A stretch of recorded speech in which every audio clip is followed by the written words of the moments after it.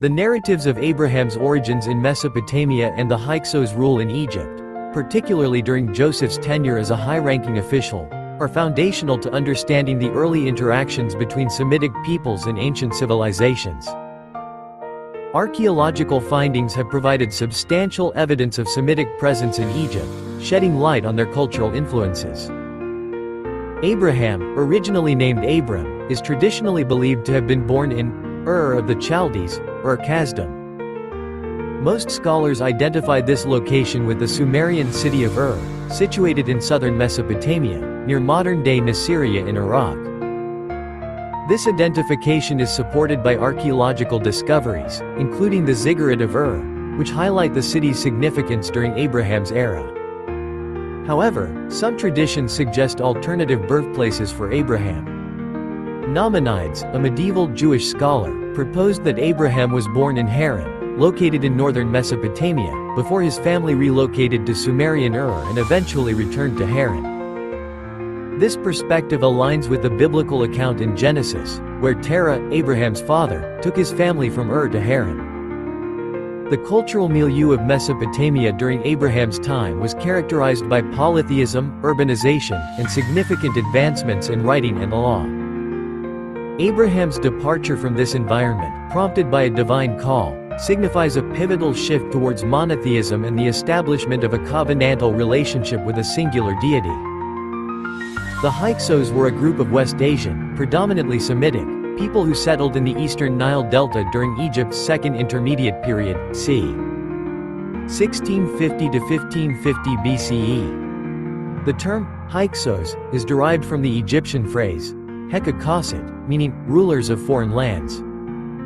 They established their capital at Avaris, modern Tel El Daba, and ruled as Egypt's 15th dynasty. Archaeological excavations at Tel El Daba have uncovered evidence of a Semitic population, including Canaanite-style pottery, weapons, and burial practices, indicating a blend of Egyptian and Levantine cultures. This cultural amalgamation is evident in the Hyksos' adoption of Egyptian titles and deities, alongside the retention of their native customs. The biblical narrative describes Joseph, a Hebrew patriarch, rising to the position of vizier, often referred to as prime minister, in Egypt. This account is set against the backdrop of the Hyksos period, leading some scholars to associate Joseph's story with the Hyksos rule. However, this correlation remains a topic of debate, as the biblical timeline and Egyptian chronology do not align perfectly. While direct archaeological evidence of Joseph's existence is lacking, the discovery of Semitic settlements in the Nile Delta, particularly at Avaris, supports the plausibility of Semitic individuals attaining high status in Egyptian society during the Hyksos period. These findings include tombs with Asiatic artifacts and murals depicting people with distinctively Semitic. The presence of Semitic peoples in Egypt during the Hyksos period introduced new cultural elements, including advancements in weaponry, such as the composite bow and horse-drawn chariot, which were previously unknown in Egypt. Additionally, the Hyksos introduced new musical instruments and artistic styles, contributing to the cultural diversity of the region. The integration of Semitic deities into the Egyptian pantheon is another indication of cultural exchange.